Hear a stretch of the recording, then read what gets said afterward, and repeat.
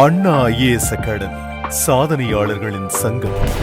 மக்களே, மாணவ நண்பர்களே, அனைவருக்கும் வணக்கம். நான் உங்கள் பொன்வேல் பாண்டியன், நடப்பு நிகழ்வுகள் ஆசிரியர். இன்றைய தினத்துல இந்த முக்கிய அமைப்புகள் மற்றும் மாநாடுகள் அதனுடைய பகுதி 2 பார்க்கலாம். சரியா? நேற்று தினத்தை முதல் பகுதி பார்த்திருந்தோம். அதுக்கு முந்தைய பதிவுகளை பார்த்தீங்கன்னா விருதுகள், முக்கியமான நியமனங்கள் எல்லாமே பார்த்துட்டோம். இன்றைய தினத்துல முக்கியமான அமைப்புகள், அதனுடைய மாநாடுகள், அதனுடைய 2வது பகுதி பார்க்கலாம். தொடர்ந்து பாருங்க. இந்த குரூப் 2 எக்ஸாமுக்கு ரொம்ப ரொம்ப யூஸ்ஃபுல்லா இருக்கும். என்னோட வீடியோஸ் எல்லாமே ஒரு பாயிண்ட் கூட, ஒரு செகண்ட் கூட மிஸ் பண்ணாம பாருங்க. கண்டிப்பா ரொம்ப ரொம்ப யூஸ்ஃபுல்லா இருக்கும். ஆணித்தரமா அடித்து சொல்றேன். சரிங்களா? இப்போ பார்க்க போறது முக்கியமானது அமைப்புகள், மாநாடுகள் பகுதி 2. ஓகேவா? ஏற்கனவே பார்த்தீங்கன்னா பிரிக்ஸ் அமைப்பு பார்த்திருந்தோம். அதனை தொடர்ந்து நம்ம பார்த்த முக்கியமான இன்னொரு அமைப்பு, அந்த பிரிக்ஸ் அமைப்பு உருவாக்கிய NDB, நியூ டெவலப்மெண்ட் பேங்க் அப்படின்னா என்னன்னு சொல்லி பார்த்திருந்தோமா? அதனை தொடர்ந்து ரொம்ப முக்கியமான ஒரு அமைப்பு G20 அமைப்பு. அதுக்கப்புறம் நம்ம பார்த்தது G7 அமைப்பு, அதை பத்தி நம்ம பார்த்துட்டோம். ஓகேவா? அதுக்கப்புறம் ரொம்ப முக்கியமான ஒரு அமைப்பு SCO அமைப்பு, ஷாங்காய் ஒத்துழைப்பு அமைப்பு. நம்ம அதை முடிச்சாச்சு. இன்றைய தினத்துல நம்ம பார்க்கக்கூடியது எந்த அமைப்புன்னு சொல்லி பாருங்க. ரொம்ப ரொம்ப முக்கியமான அமைப்பு பிம்ஸ்டெக் அமைப்பு. சரியா? பிம்ஸ்டெக் அதோட விரிவாக்கம் பார்த்துக்கோங்க. பே ஆஃப் பெங்கால், வங்காள விரிகுடா. சரியா? Bay of Bengal initiative for multi sectoral technical and economic cooperation. சரிங்களா? அதாவது வங்காள விரிகுடாவை சுத்தி இருக்கிற நாடுகளானது எப்படி இருக்க வேண்டும்? சரியா? பாருங்க, பல துறைகள், மல்டி செக்டோரல், டெக்னாலஜிக்கல், சரியா, டெக்னிக்கல், தொழில்நுட்ப ரீதியாகவும் சரி, பொருளாதார ரீதியாகவும் சரி, நல்ல ஒரு ஒத்துழைப்புடன் இருக்க வேண்டும். அதற்காக தான் அந்த பிம்ஸ்டெக் அப்படிங்கிற அமைப்பு உருவாக்கப்பட்டது. ஷார்ட் நேம் பார்த்துக்கோங்க, ஃபுல் நேமும் கொஞ்சம் பார்த்துக்கோங்க. சரியா? ஓகே. இந்த அமைப்பு உருவாக்கப்பட்டது எப்பன்னு சொல்லி பாருங்க. ஜூன் 6ஆம் தேதி 1997 அன்று உருவாக்கப்பட்டது. ஓகேவா? இந்த அமைப்பின் தற்போதைய தலைமையிடம் எங்க இருக்கு அப்படின்னு சொல்லி பாருங்க. டாக்கா. சரியா? டாக்கா இந்த நாட்டின் தலைநகரம். வங்கதேசம் மறக்க கூடாது. சரியா? ரொம்ப ரொம்ப முக்கியமானதா. B for BIMSTEC, B for Bangladesh. ஞாபகம் வச்சுக்கோங்க. இதே மாதிரி சார்க் அமைப்பும் பக்கத்துல சார்க் அமைப்பு இருக்கும். எந்த நாட்டுல? நேபாளம். சரி, நேபாளின் தலைநகரம் காத்மாண்டில் அமைந்துள்ளது சார்க் அமைப்பு. இங்க பக்கத்து BIMSTEC, B for Bangladesh, B for BIMSTEC. ஞாபகம் வச்சுக்கோங்க. இந்த அமைப்பில் உள்ள மொத்த உறுப்பு நாடுகளின் எண்ணிக்கை 7. சரியா? பிம்ஸ்டெக் அப்படிங்கிற அந்த ஷார்ட் நேம், அதோட எழுத்துக்களும் மொத்தம் 7. அதை பார்த்துட்டு B for Bangladesh, I for India, M for Malaysia சொல்லி பெறக்கூடாது. அதுக்காக சொல்றேன். சரியா? இந்த 7 என்பது வங்காள விரிகுடாவை சுத்தி இருக்கிற ஒரு 7 நாடுகளை குறிக்கும். அது எதுன்னு சொல்லி பாருங்க. 1 ஆல்பபெட்டிக் ஆர்டர்ல ஃபர்ஸ்ட் வர்றது வங்கதேசம், பங்களாதேஷ், அடுத்து பூட்டான், அடுத்து நம்மளுடைய இந்தியா, மியான்மர், நேபாளம், ஸ்ரீலங்கா மற்றும் தாய்லாந்து ஆகிய 7 நாடுகளை கொண்டது வங்காள விரிகுடாவை சுத்தி இருக்கிற ஒரு பொருளாதார தொழில்நுட்ப ஒத்துழைப்பு அமைப்பு. அதோட பேர் தான் பிம்ஸ்டெக். உருவாக்கப்பட்ட வருஷம் 1997. மறக்காதீங்க. ஹெட் குவார்டர்ஸ் எங்கமா இருக்குது? டாக்காவில் இருக்கு, மறக்க கூடாது. சரியா? ஓகே, அடுத்து போலாமா? அடுத்ததாக தற்போது இந்த பிம்ஸ்டெக் அமைப்பின் தலைவர் பொறுப்பு யாரு கையில இருக்குன்னு சொல்லி பாருங்க. பங்களாதேஷ். சரியா? மார்ச் 2025 முதல் இந்த பிம்ஸ்டெக் அமைப்பிற்கு தலைவர் பொறுப்பை ஏற்றுள்ள நாடு வங்கதேசம். சரிங்களா? இதுல ஒரு போனஸ் கேள்வி கேட்கலாமா? வங்கதேசத்தின், சரியா, வங்கதேச அரசின் தற்போதைய இந்த பொறுப்பு தலைவர் யார்? சரியா? பொறுப்பு தலைவர் யார்? வங்கதேசம் நிறைய உள்நாட்டு கலவரங்கள் போச்சுதலாமா? அதனை தொடர்ந்து ஷேக் ஹசீனா அவர்கள் அவங்க வந்துட்டு வேற நாட்டுக்கு போயிட்டாங்க. அதனை தொடர்ந்து ஒரு பொறுப்பு தலைவரா ஒருத்தர் போட்டுக்கிறாங்க. யார் அவர்? அந்த நபர் எப்போது அமைதிக்கான நோபல் பரிசை வென்றார்? அத போனஸ் கேள்வியா சொல்லுங்க. ரொம்ப ரொம்ப முக்கியமானது. சரியா? ஓகே. தற்போது இந்த பிம்ஸ்டெக் அமைப்பின் செக்ரட்டரி ஜெனரலாக இருப்பவர் எந்த நாடு என்பதுனா இந்தியா. 2023ஆம் ஆண்டு முதல் இந்த அமைப்பின் பொதுச் செயலாளராக இந்தியா இருக்குது. தலைவர் பொறுப்பை வங்கதேசம் ஏற்றுள்ளது. சரியாமா? ஓகே. இந்த பிம்ஸ்டெக் அமைப்போட முதல் மாநாடு நடைபெற்ற வருஷம் 97ஆம் ஆண்டு பிம்ஸ்டெக் அமைப்பு உருவாக்கப்பட்டாலும் இந்த அமைப்பின் முதல் மாநாடு நடைபெற்ற வருஷம் 2004. சரியா? 2004 ஜூலை 31ஆம் தேதி. மறக்க கூடாது. 2004 என்ன போறணும் சொல்லுங்க இன்னொரு வாட்டி. தமிழ் மொழிக்கு செம்மொழி அந்தஸ்து வழங்கப்பட்டது 2004. சரியா? வீரப்பன் சுட்டுக் கொல்லப்பட்டது 2004. கும்பகோணத்துல அந்த ஸ்கூல்ல ஃபயர் ஆக்சிடென்ட் நடந்தது 2004. சுனாமி, சரி, இந்தோனேஷியா சுமத்ரா தீவுல இருந்து வந்தது 2004. அடுத்து டார்ஜிலிங் டீ, சரியா, வெஸ்ட் பெங்கால்ல கிடைக்கிற அந்த டார்ஜிலிங் டீக்கு இந்தியாவில் முதல் முறையாக புவிசார் குறியீடு 2004-5. அடுத்து மெட்ராஸ் ஹைகோர்ட்டோட பிரான்ச் வந்து மதுரையில திறக்கப்பட்டது 2004. அதே மாதிரி இந்தியாவில் விவசாயிகள், சரிங்களா, விவசாயிகள் மேம்பாடு மற்றும் விவசாயிகள் ஏன் தற்கொலை செய்றாங்க அதை விசாரிப்பதற்கு MS சுவாமிநாதன் அவர்கள் தலைமையில ஒரு கமிட்டி அமைக்கப்பட்ட வருஷம் 2004. வேற 2வது பசுமை புரட்சி இந்தியாவில் அறிமுகப்படுத்தப்பட்ட வருஷம் 2004. இவ்வளவு சிறப்புகள் இருக்குது, கவனமா இருக்கு. இதுக்கு தான் நம்ம வீடியோலாம் தொடர்ந்து பாருங்க அப்படின்னு சொல்லிட்டு போறது. அது ஜஸ்ட் வாட் இஸ் வாட் அப்படிங்கிற மாதிரி சொல்லிட்டு போக மாட்டோம். வாய்ப்பு கிடைக்கும் போதுதான் நிறைய விஷயங்களை உள்ள கொண்டு சேர்ப்போம். அது ரொம்ப ரொம்ப யூஸ்ஃபுல்லா இருக்கும். சரியா? படிக்கிறதோட முக்கியம் இந்த ரீகலெக்ட் பண்றது, ரிவிஷன் பண்றது. ஓகேவா? அடுத்து இந்த முதல் மாநாடு நடைபெற்ற நாடு எங்கன்னு சொல்லி பாருங்க, தாய்லாந்து. சரி, தாய்லாந்தின் தலைநகரம் பேங்காக்ல தான் இந்த அமைப்பின் முதல் மாநாடு நடைபெற்றது. சரிங்களா? இரண்டாவது மாநாடு முக்கியமானது பாருங்க, ஏன்னா அந்த மாநாடு இந்தியாவில் நடைபெற்றது. இந்தியாவில நியூ டெல்லி நடைபெற்ற வருஷம் 2008. ஃபர்ஸ்ட் மாநாடு பாத்தீங்கன்னா 2004. அதனைத் தொடர்ந்து 2008ஆம் ஆண்டு இந்தியா இந்த மாநாடு நடத்திருக்கிறாங்க. மாநாடு நடைபெற்ற இடம் நியூ டெல்லி. சரியா? நேற்று தினத்துல வீடியோ ஒன்று பார்த்திருந்தோம். சரியா? வீடியோ பார்த்தவங்க ஒரு போனஸ் கேள்வியை சொல்லுங்க. புதுடெல்லியில G20 மாநாடு எந்த இடத்தில் நடைபெற்றது? ஒரு மண்டபம், அந்த மண்டபத்தின் பேரை பதில சொல்லுங்க பார்க்கலாம். சரியா? வீடியோ பார்த்தவங்களுக்கு ரொம்ப ஈஸியா இருக்கும். தெரிஞ்ச கமெண்ட்ல பதில் சொல்லுங்க. ஓகேவா? அடுத்து மூணாவது மாநாடு, இதோட தேர்ட் சமிட் பார்த்தீங்கன்னா மியான்மர் நாட்டில் நடைபெற்றது. மியான்மர் நாட்டின் தற்போதைய தலைவர் நெய் பைத்தான் சொல்லுவாங்க. எந்த வருஷம் பாருங்க, 2014ஆம் ஆண்டு நடைபெற்றது. நான்காவது மாநாடு பாருங்க நடைபெற்றது நேபாளம். சரி, நேபாளின் தலைநகரம் காத்மாண்டில் நடைபெற்றது. இந்த காத்மாண்டில் தான் அடுத்து நம்ம பார்க்கக்கூடிய எந்த அமைப்போட தலைமையிடம் இருக்குது? சார்க் அமைப்பின் தலைமையிடம் இருக்கு. கவனமா இருக்கு. சரியா? ஐந்தாவது மாநாடு பிம்ஸ்டெக்கோட மாநாடு 2022ஆம் ஆண்டு நடைபெற்றது. எப்படின்னு பாத்தீங்கன்னா சரிங்களா, நேரடியா நடக்கல, அந்த என்ன வீடியோ கான்பரன்ஸ் வெர்ச்சுவல் மீட்டிங் மூலமா நடைபெற்றது. நடைபெற்ற இடம் கொழும்பு. எந்த நாடு? ஸ்ரீலங்கா. சரி, இலங்கையில் தான் ஐந்தாவது அந்த பிம்ஸ்டெக் மாநாடு நடைபெற்றது. முக்கியமானதுமா, கவனமா இருங்க. அடுத்து ஆறாவது மாநாடு. சரிங்களா? ஏப்ரல் 2ஆம் தேதி முதல் 4ஆம் தேதி வரைக்கும் 2025ஆம் ஆண்டு நடைபெற்ற இடம் தாய்லாந்து. சரி, அப்ப முதல் மாநாடு பிம்ஸ்டெக் மாநாடு நடைபெற்ற நாடு தாய்லாந்து. ஆறாவது மாநாடு கடைசியாக இந்த மாநாடு நடைபெற்ற இடம், கவனமா இருங்க, எங்கதான்? தாய்லாந்தின் தலைநகரம் பேங்காக். சரிங்களா? அடுத்ததாக சரிங்களா 7வது மாநாடு நடைபெற வேண்டிய இடம் வங்கதேசம். வங்கதேசம் தலைநகரம் டாக்காவில். சரிங்களா? நடைபெறும் அப்படின்னு சொல்லி ஒரு என்ன சொல்றாங்க, இந்த ஒரு ஊகத்தின் அடிப்படையில் சொல்லியிருக்கிறாங்க. பார்க்கலாம். ஏன்னா வங்கதேசத்துல நிறைய உள்நாட்டு கலவரங்கள் பிரச்சனைகள் போயிட்டு இருக்குது. நடக்குமா இல்லையான்னு தெரியல, அதனால சொல்லியிருக்கிறாங்க. கடைசியாக பிம்ஸ்டெக் மாநாடு நடைபெற்ற இடமும் முதல் முறையாக பிம்ஸ்டெக் மாநாடு நடைபெற்ற இடம் எங்கதான்? தாய்லாந்து, தலைநகரம் பேங்காக். அடுத்து நடைபெற வேண்டிய இடம் வங்கதேசம். அதனாலதான் பிம்ஸ்டெக் அமைப்பின் தலைவர் பொறுப்பை எந்த நாடு ஏற்றிருக்கிறாங்க தற்போது? வங்கதேசம். மறக்காதீங்க. சரியாமா? சரி, அடுத்ததாக 7வது முக்கியமான ஒரு அமைப்பு. சரி, ஏசியான் அல்லது ஆசியான் சொல்லுவாங்க. தமிழ்ல போடும்போது சில பேப்பர்ல ஆசியான், சில பேப்பர்ல ஏசியான் போடுவாங்க. விரிவாக்கம் தெரிஞ்சுக்கோங்க. Association of South East Asian Nation. சரியா? தென்கிழக்கு ஆசிய நாடுகளின் கூட்டமைப்புன்னு சொல்லுவாங்க. சரியா? இந்தியா ஆசியாவில் எதுல வரும்? தெற்காசிய பகுதியில் வரும். சரி, தெற்காசிய பிராந்தியத்துல வரும். இந்தியா இதுல வராது, தென்கிழக்குல வராது. சரி, தென்கிழக்கு அப்படிங்கிறது நம்ம இந்தியா எப்படி இருக்கோம் அப்படின்னா, இது சவுத் ஏசியா. இது நேரா இந்த பக்கத்துல கீழே இருக்க மலேசியா, சிங்கப்பூர், தாய்லாந்து, இந்த குரூப் தான் தென்கிழக்கு ஆசியாவில் வரும். அதனால இந்தியா இந்த அமைப்பில் மெம்பர் கிடையாது. கவனமா இருக்கு. சரிங்களா? அப்போ இந்த தென்கிழக்கு ஆசிய நாடுகளின் கூட்டமைப்பு சரி என்று அழைக்கப்படும் ஆசியான் அமைப்பானது உருவாக்கப்பட்ட வருஷம் 1967. இந்தியாவில் பசுமை புரட்சி தீவிரப்படுத்தப்பட்ட 1967 தான் ஏசியான் அமைப்பு உருவாக்கி இருக்கிறாங்க. இதனோட தலைமையிடம் எங்க இருக்கு அப்படின்னு சொல்லி பாத்தீங்கன்னா ஜகார்த்தா. ஜகார்த்தா எந்த நாட்டின் தலைநகரம்? இந்தோனேஷியா. மறக்க கூடாது. சரிங்களா? ஓகே, அடுத்து இதுல ஒரு போனஸ் கேட்கலாமா? கடந்த வீடியோல இருந்து இந்தோனேஷியா சமீபத்தில் எந்த அமைப்பின் புதிய உறுப்பினராக சேர்க்கப்பட்டது? இது கடந்த வீடியோல அந்த அமைப்புகள் மாநாடுகள் பார்க்கும்போது இதை பார்த்திருந்தோம். பார்த்தவங்க கரெக்டா பதில் சொல்லுங்க, பார்க்கலாம். சரிங்களா?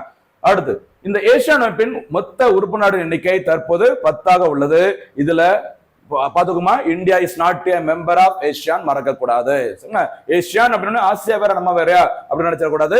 ஏன்னா இது தென்கிழக்கு ஆசிய நாடுகளின் கூட்டமைப்பு. இந்தியா தெற்காசியால வரும். அதனால இந்தியா இதுல மெம்பர் கிடையாது. சரியா?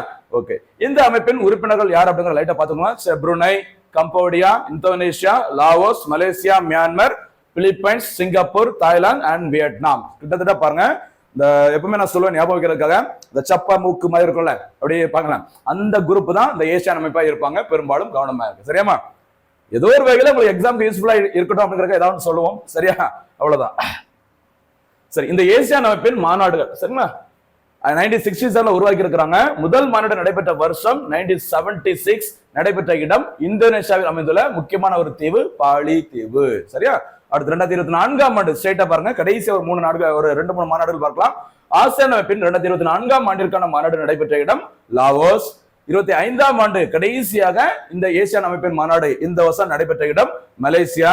அடுத்து 2026ஆம் ஆண்டு இந்த ஏசியான் அமைப்பின் மாநாடு நடைபெற உள்ள நாடு பிலிப்பைன்ஸ்.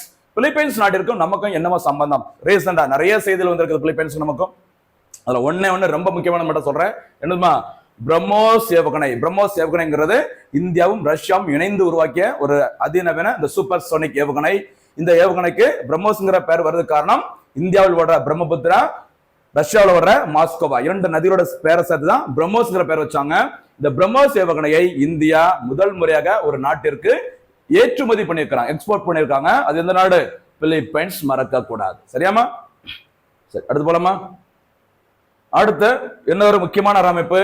சரியா? இந்தியா உறுப்பினராக இருக்கிற ஒரு அமைப்பு, சமீப காலமே ரொம்ப நாளா ஒரு செயல்படாம இருக்கிற ஒரு அமைப்புனா இந்த சார்க் அமைப்பு தான். இந்த சார்க்கோட விரிவாக்கம் பாருங்க, south Asian association for regional cooperation. சரியா? தெற்காசிய நாடுகளின் பிராந்திய ஒரு கூட்டமைப்புன்னு சொல்லுவாங்க.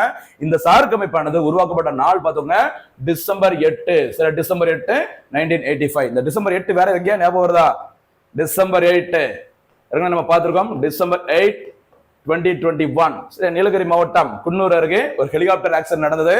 அதில் இந்திய முப்படைகளின் முதல் தலைமை அதிகாரியாக, சீஃப் ஆஃப் டிஃபென்ஸாக நியமிக்கப்பட்ட யாரம்மா? பிபின் ராவத் அவர்கள் அந்த ஹெலிகாப்டர் ஆக்சிடென்ட்ல மரணம் அடைந்த நாள் டிசம்பர் 8 2021. அதே டிசம்பர் 8ஆம் தேதி 1985ஆம் ஆண்டு எந்த அமைப்பு உருவாக்கப்பட்டது? சார்க் அமைப்பு உருவாக்கப்பட்டது. என்னுடைய தலைமையிடம் எங்க இருக்கு அப்படின்னு சொல்லி பாருங்க, நேபாளத்தின் தலைநகரான ஓகேவா இதுமா காத்மாண்டு. சரிங்களா? இந்த சார்க் அமைப்பில் இடம்பெற்றுள்ள உறுப்பு நாடுகளின் எண்ணிக்கை 8. சரிங்களா? அப்போ 10 எங்க பார்த்தோம்? உறுப்பு நாடுகள் 10 உறுப்பினர்கள் கொண்டது எந்த அமைப்பு? ஏசியான் அமைப்பு. சரியா? அடுத்ததாக இப்ப நம்ம 8 எங்க பார்த்திருக்கிறோம்? 8 எங்க பார்த்திருக்கோம்? சார்க் பார்த்திருக்கிறோம். அடுத்து 7 எங்க பார்த்தோம்? பிம்ஸ்டெக் பார்த்திருக்கோம். இந்த மாதிரி செட்டா கொஞ்சம் பார்த்துட்டீங்கன்னா லாஸ்ட்ல குழப்பங்கள் வராது, அதுக்காக சொல்றேன். சரிங்களா? அப்ப சார்க் அமைப்பில் உள்ள மொத்த நாடுகளின் எண்ணிக்கை 8. அதுல 8வது நாடாக புதிய உறுப்பினராக கடைசியாக இணைந்த நாடு எது அப்படின்னு சொல்லி பார்த்தீங்கன்னா 8th மெம்பர் ஆஃப் ஏசியன் எதுன்னு பார்த்தீங்கன்னா ஆப்கானிஸ்தான். சரியா? ஆப்கானிஸ்தான். அந்த ஆப்கானிஸ்தான் நாடானது சார்க் அமைப்பின் 8வது உறுப்பினராக இணைந்த வருஷம் 2007. சரியா? பிரிக்ஸ்ல சவுத் ஆப்பிரிக்கா 2010ல பார்த்தோம்ல, அதே மாதிரி இந்த ஆப்கானிஸ்தான் நாடானது சார்க் அமைப்பின் 8வது உறுப்பினராக இணைந்த நாடு 2007. 8வது உறுப்பினர் இணைந்த வருஷம் 7, மறக்காதீங்க. சரியாமா? சரி, அடுத்ததாக இந்த சார்க் அமைப்பில் இடம்பெற்றுள்ள உறுப்பு நாடுகள். சரிங்களா? பாத்துக்கோங்க, ஆப்கானிஸ்தான், வங்கதேசம், பூட்டான், இந்தியா, சரியா, மாலத்தீவு, நேபாளம், பாகிஸ்தான், ஓகேவா, ஸ்ரீலங்கா மறந்துடக்கூடாது. இதுதான் இந்த சார்க் அமைப்பில் உள்ள முக்கியமான இந்த உறுப்பு நாடுகள். அடுத்ததாக இந்த சார்க் அமைப்பின் மாநாடுகள் எப்ப நடைபெற்றது அப்படிங்கறத பார்க்கலாம். சரிங்களா? இந்த சார்க் அமைப்பின் முதல் மாநாடு ஃபர்ஸ்ட் சமிட் நடைபெற்ற வருஷம் 1985. சரிங்களா? அந்த அமைப்பு உருவாக்கப்பட்ட 7ஆம் தேதி, சரி, டிசம்பர் 7, 8ஆம் தேதிகளை நடைபெற்றிருக்குது. அந்த 8ஆம் தேதியை மறந்துடக்கூடாது. சரியாமா? அடுத்து இந்த மாநாடு நடைபெற்ற இடம் எதுன்னு பாத்தீங்கன்னா பங்களாதேஷ். சரியா? வங்கதேச தலைநகரம் டாக்காவில் தான் முதல் மாநாடு நடைபெற்றது சார்க் அமைப்பு. கவனமா இருங்க. சரியா? கொஞ்சம் முன்னாடி டாக்காவில் எந்த அமைப்பின் தலைமையிட இருக்குன்னு சொல்லி பார்த்தோம்?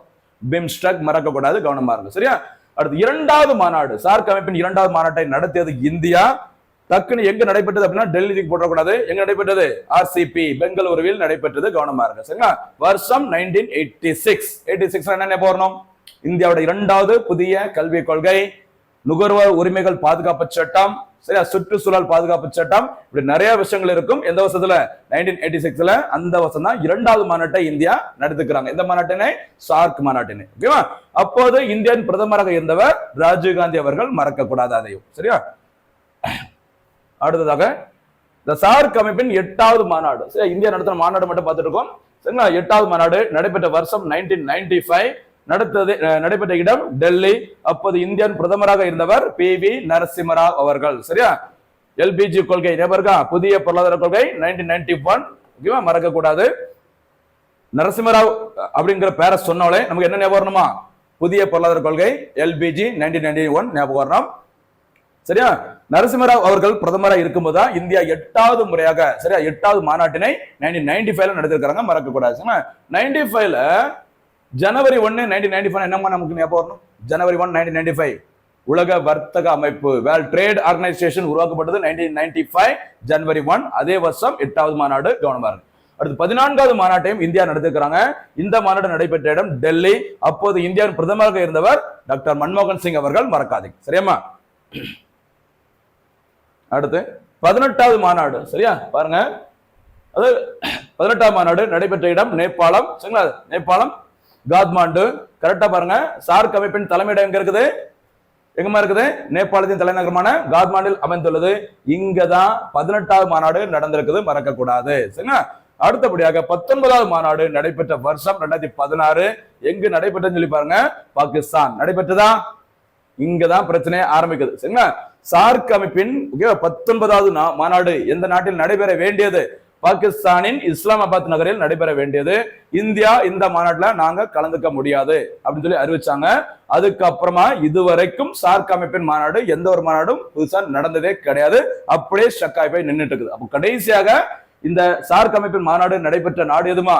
நேபாளம். சரியா? சார்க் அமைப்போட ஹெட் குவார்டர்ஸ் நேபாளம் தான் கடைசியாக மாநாடு நடைபெற்றது 2014ல. அதுக்கப்புறமா 2016ல இந்த மாநாடு நடைபெற வேண்டிய இடம் இஸ்லாமாபாத். இந்தியா பங்கேற்கவில்லை. அதனால எந்த நாடுகளும் பங்கேற்கவில்லை. ஏன்னா சார்க் அமைப்பினால மொத்தமா மேக்சிமம் யார் கண்ட்ரோல்ல இருக்கும்?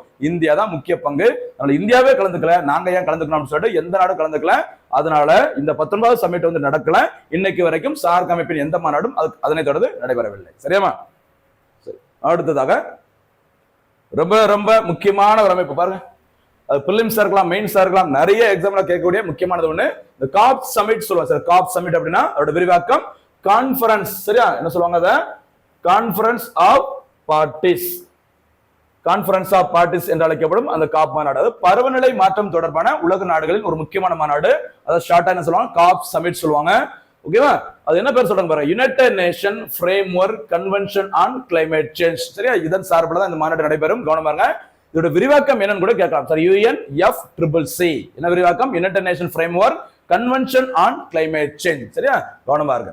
தமிழ்ல என்ன பேர் பாருங்கம்மா? காலநிலை மாற்றத்திற்கான ஐக்கிய நாடுகள் கட்டமைப்பு மாநாடு அப்படி சொல்லுவாங்க. ஷார்ட்டா காப் மாநாடு சொல்லுவாங்க. சரிங்களா? ஓகே, இந்த மாநாடு நடைபெறுவதோட முக்கியமான நோக்கம் என்னன்னு சொல்லி பாருங்க. காலநிலை அமைப்பில் ஏற்படும் ஆபத்தான மனித தலையீட்டை கட்டுப்படுத்துவதே இதனுடைய முக்கியமான நோக்கம். சரிங்களா? காலநிலை அமைப்புல ஆபத்தான நிலைகள் சரியா மனிதனால் ஏற்பட்டது அப்படின்னா அதை கட்டுப்படுத்துறது தான் இந்த மாநாட்டின் முக்கியமான நோக்கமா இருக்கும். சரிங்களா? ஏதாச்சும் காலநிலை மாற்றத்துல மனிதர்கள் ஒரு நாடு சரியான நடவடிக்கை மேற்கொள்ளலாம் அப்படின்னா இந்த மாநாட்டின் போது விவாதிக்கப்பட்டு சில முடிவுகள் எடுக்கப்படும். சரிங்களா? ஓகே, செயல்பாடு. இந்த அமைப்பின் செயல்பாடு பாருங்க. இந்த காப் இது காலநிலை மாற்றம் தொடர்பான சர்வதேச ஒப்பந்தங்களை பேச்சுவார்த்தை நடத்துவதற்கான ஒரு ஐநாவின் ஒப்பந்தமாகும். சரிங்களா? அடுத்ததாக இன்னொரு அமைப்பு, இந்த பேரை கொஞ்சம் பார்த்துங்க, IPCC. சரி, inter governmental panel on climate change சொல்லுவாங்க. என்ன பேரு? Inter governmental panel on climate change. சரியா? காலநிலை மாற்றம் குறித்த அரசுகளுக்கு இடையேயான குழு, ஷார்ட்டா IPCC சொல்லுவாங்க. UNFCCC. ஓகேவா? எவ்வளவு முக்கியமா அதே மாதிரி இந்த IPCC தெரிஞ்சுக்கோ, ரொம்ப முக்கியமானது. சரிங்களா? இதோட நோக்கம் என்னன்னு சொல்லி பாருங்க. காலநிலை மாற்றம் குறித்த அறிவியல், இந்த IPCCயோட முக்கியமான நோக்கம் காலநிலை மாற்றம் குறித்த அறிவியல், தொழில்நுட்பம் மற்றும் சமூக பொருளாதார தகவல்களை மதிப்பிட்டு அந்த தகவல்களை ஐநா உறுப்பு நாடுகளுக்கும் சரியா கொள்கை வகுப்பாளருக்கும் வழங்குவதாகும். சரியா? சும்மா விவாதிக்கிறது மட்டும் இல்லாம காலநிலை மாற்றம் குறித்த சரியா சயின்ஸ் அண்ட் டெக்னாலஜி சரிங்களா இது தவிர சமூக பொருளாதார தகவல்களை மதிப்பிட்டு ஐநாவுக்கு கீழே இருக்கிற முக்கியமான எல்லா உறுப்பு நாடுகளுக்கும் இந்த தகவல்களை யார் வழங்குறாங்க? இந்த IPCC அமைப்பு தான் வழங்குறாங்க. கவனமா இருங்க. இப்படி கூட தனியா கேட்கலாம், கவனமா இருங்க. சரியா? சரி, உருவாக்கம். இந்த குழு உருவாக்கப்பட்டது 1988ஆம் ஆண்டில் உருவாக்கப்பட்டது. யாரால் உருவாக்கப்பட்டது சொல்லி பாருங்க. உலக வானிலை அமைப்பாலும் சில வேர்ல்ட் மெட்ரோலஜி டிபார்ட்மெண்ட் சொல்லுவாங்க, ஆர்கனைசேஷன் சொல்லுவாங்களா, WMO மற்றும் ஐக்கிய நாடுகள் சுற்றுச்சூழல் திட்டத்தாலும் உருவாக்கப்பட்ட சரியா UNEP. அப்ப WMO சரியா மற்றும் யாருமா?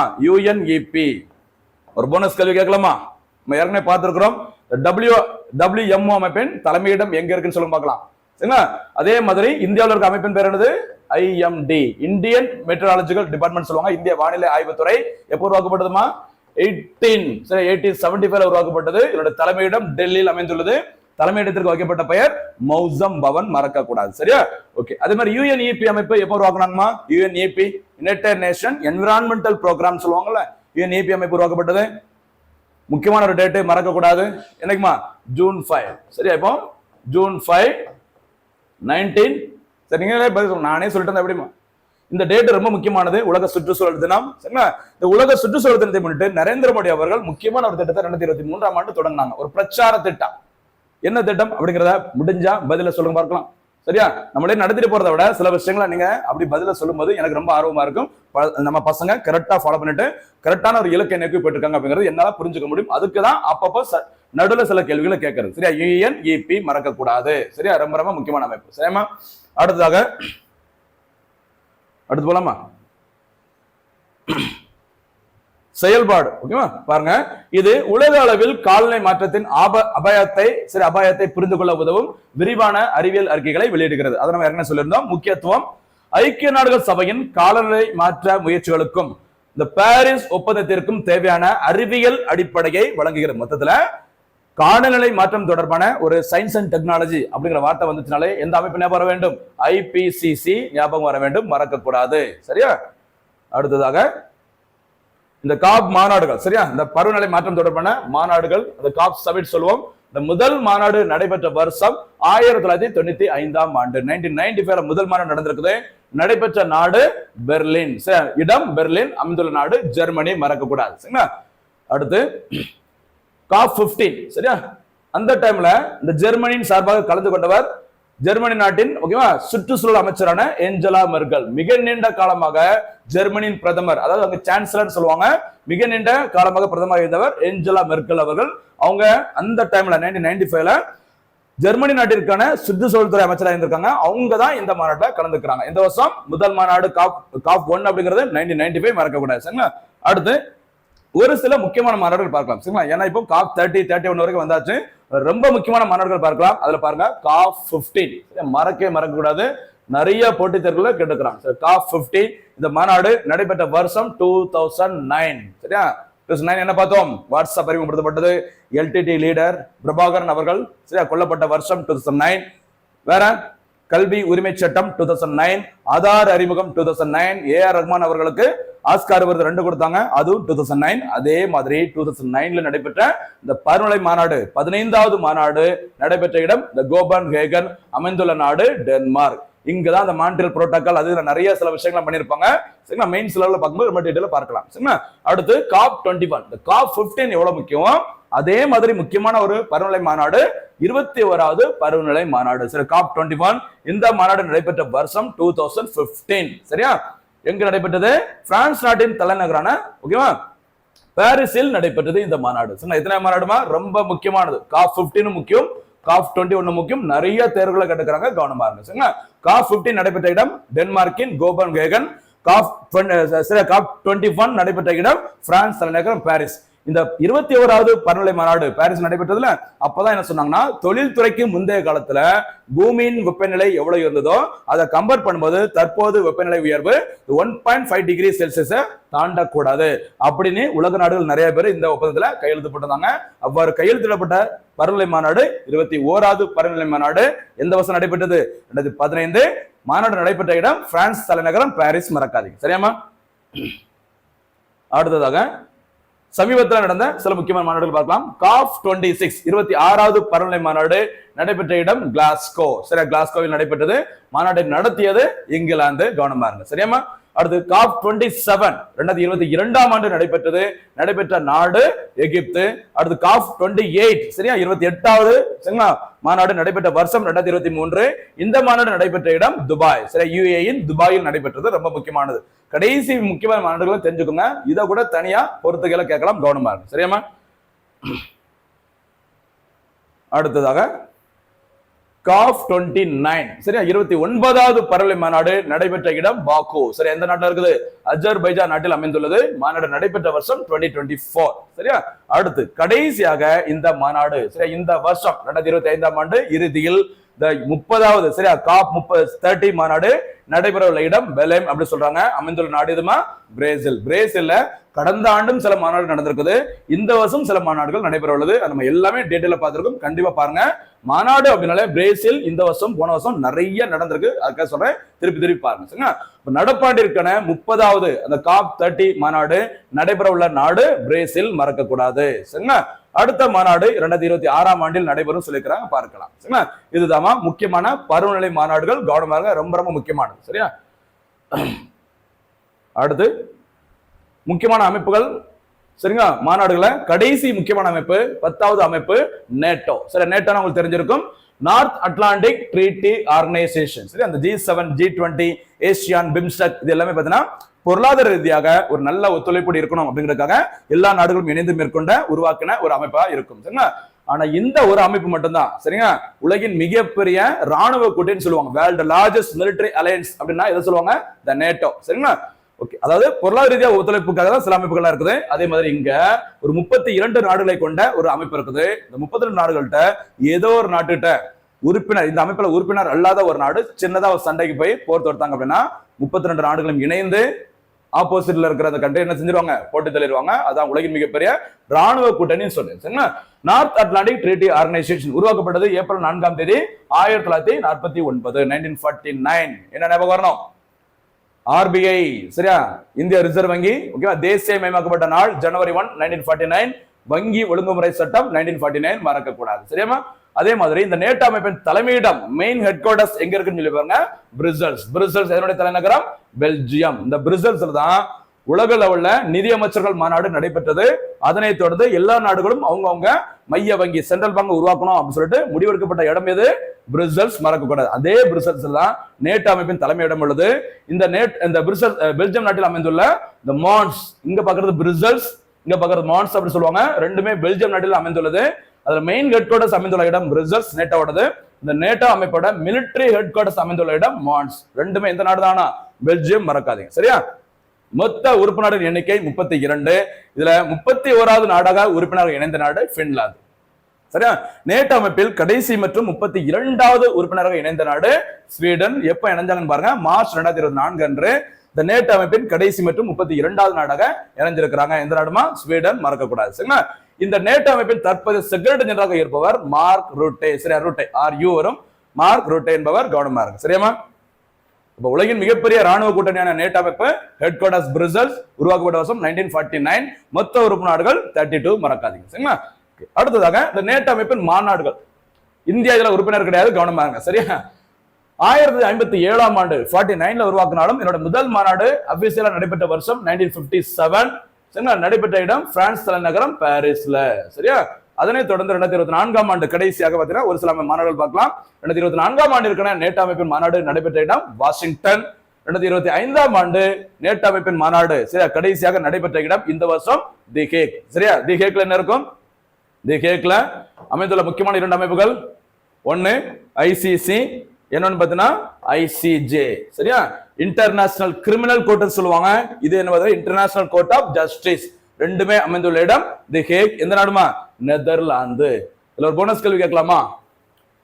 இன்டர்நேஷனல் கிரிமினல் கோர்ட்டுக்கும் இன்டர்நேஷனல் கோர்ட் ஆஃப் ஜஸ்டிஸ் இந்த ரெண்டுக்கும் உள்ள வேறுபாடுகள் எவை? இது எதுக்கு, இது எதுக்கு அப்படிங்கறத பதில சொல்ல பார்க்கலாம். ஓகே. அடுத்ததாக 2026ஆம் ஆண்டு இந்த நேட்டோ அமைப்பின் மாநாடு நடைபெற உள்ள இடம் துருக்கி. துருக்கியின் தலைநகரம் அங்காரா நகரில் இந்த மாநாடு நடைபெற உள்ளது. சரிங்களா? இதுதான் நம்ம இந்த குரூப் 2 தேர்வுக்காக ஸ்பெஷலா ரெடி பண்ண முக்கியமான அமைப்புகள், அதனுடைய மாநாடுகள். கண்டிப்பா சொல்றேன், இதுல நிறைய கேள்விகள் வந்துகிட்டே இருக்கும் எல்லா தேர்வுகளுக்கும். சரிங்களா? அதனாலதான் நம்ம முக்கியமான நியமனங்கள் 3 பகுதியில போட்டிருந்தோம். முக்கியமான விருதுகள் 2 பகுதியில போட்டிருக்கிறோம். இன்னும் தமிழ்நாடு விருதுகள் நம்ம என்ன பார்க்கல. சரியா? அதனைத் தொடர்ந்து முக்கியமான அமைப்புகள், அதனுடைய மாநாடுகள் எல்லாமே டீட்டெயிலா பார்த்திருக்கோம். மாணவ நண்பர்களே, பார்க்காதவங்க மறுபடியும் பாருங்க, பார்த்தவங்க திருப்பி ரிப்பீட்டடா இன்னொரு வாட்டியாச்சும் பாருங்க. வாய்ப்பு கிடைக்கும் ரிவிஷன் பண்ணிக்கோங்க. ரொம்ப ரொம்ப யூஸ்ஃபுல்லா இருக்கும் வர்ற தேர்வுகளுக்கு. மீண்டும் சந்திக்கலாம். நன்றி, வணக்கம்.